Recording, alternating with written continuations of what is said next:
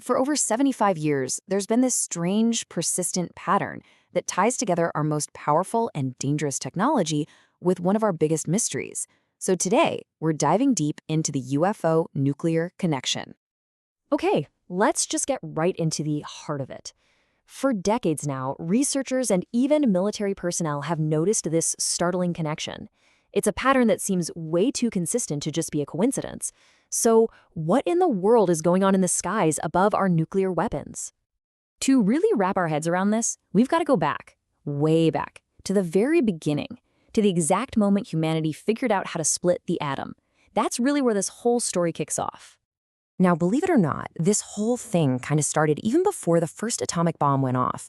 During World War II, Allied pilots kept reporting these weird metallic balls and strange lights that would just follow their planes. They gave them a nickname that you've probably heard, Foo Fighters. And while these sightings already proved something weird was up there, the dawn of the nuclear age was about to change everything. And this is what's so wild, the timing. Almost immediately after that first test in 1945, the skies over America's most secret labs, places like Los Alamos and Sandia, just lit up with activity. This wasn't a slow burn. It happened right away.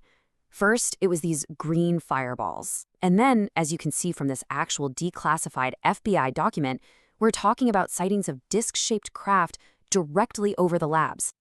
So, as the Cold War really started to ramp up, so did the sightings. But here's the thing. They weren't just passively watching anymore. The encounters got way more direct, much more alarming, and for the poor military guys involved, sometimes they were just plain terrifying. And that brings us to one of the most incredible cases in this entire mystery, Malmstrom Air Force Base, a place holding some of America's most powerful nuclear missiles. Seriously, just picture this. You're deep underground in a missile launch center. Suddenly, a panicked guard calls, describing a glowing red UFO hovering right above your missile silo. And at that exact moment, your entire control panel flashes with no-go lights. According to Captain Robert Salas and his team, that's exactly what happened. 10 nuclear missiles just shut down. They were completely inoperable. And look, this wasn't just happening on American soil, not by a long shot. In 1980, something big went down near a U.S. Air Force base in the UK, a base that was being used to store nuclear weapons. You had radar controllers like Ivan Barker just staring at their screens in total disbelief because what they were tracking, well, it wasn't any kind of plane they'd ever seen. It was moving in ways that just seemed to break all the rules of physics.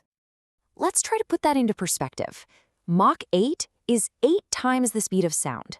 Back in 1980, nothing, and I mean nothing, in anyone's military could pull off maneuvers like that.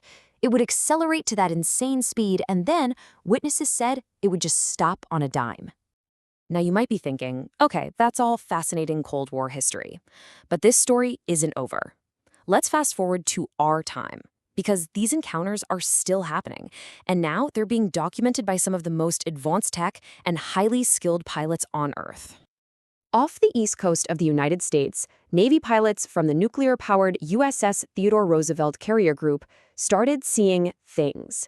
And it wasn't just a one-off. Reports say these encounters were happening almost daily for months while they were out on training exercises. Yeah, you've probably seen these videos. They call them tic-tacs because of their shape. These things were tracked on radar, seen with the naked eye, and caught on camera. No wings, no engines, no exhaust plume, nothing. Yet they could fly circles around our top fighter jets, doing things like hitting hypersonic speeds and accelerating instantly. The videos, which the Pentagon eventually released, just blew this whole topic wide open again. And this had a huge real-world impact. The Navy actually created a formal process for pilots to report these things without fear of being ridiculed. That was a massive shift. It was an official acknowledgement that, yeah, something real is being seen out there, and we need to start taking the data seriously. So, what's the thread that connects all of this? The green fireballs in the 40s, the disabled missiles in the 60s, the modern tic-tacs? Well, their constant presence around our nuclear stuff has led to one heck of a controversial theory. It's called the intervention theory, and it's been pushed by some really credible people, like the late Apollo 14 astronaut Edgar Mitchell. The basic idea is that these visitors aren't just curious.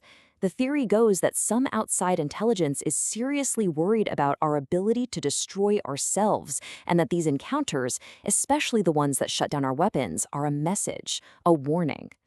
But on the other side of the coin, you have the official scientific position, which has always been, extremely skeptical.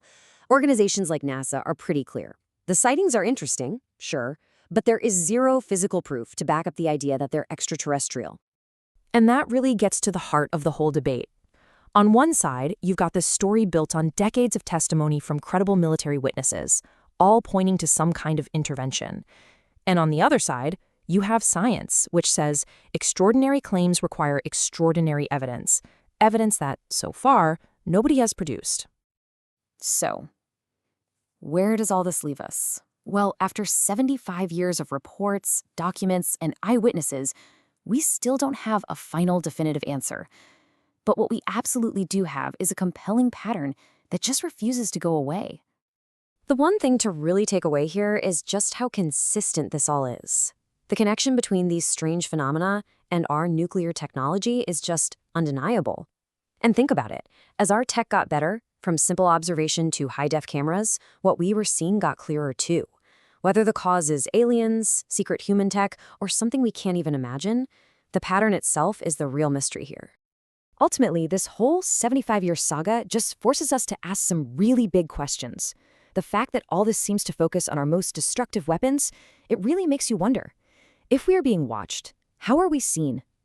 As a promising young species, or as a reckless one about to play with a fire that could burn down the whole house? For now, the answer, it seems, is still up in the skies.